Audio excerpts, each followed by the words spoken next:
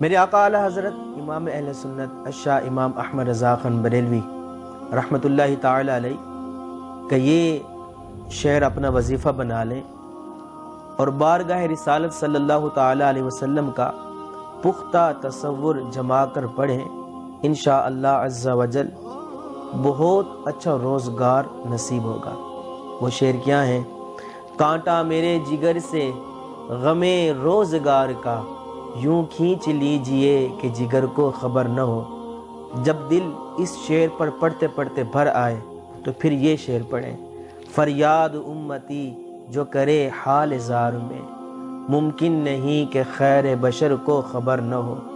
پھر جب تصور یقین کی کیفیت میں اچھی طرح ڈھل جائے تو پھر یہ شعر پڑھیں، ان کے سوا رضا کوئی حامی نہیں جہاں، گزرا کرے پسر پہ پدر کو خبر نہ ہو۔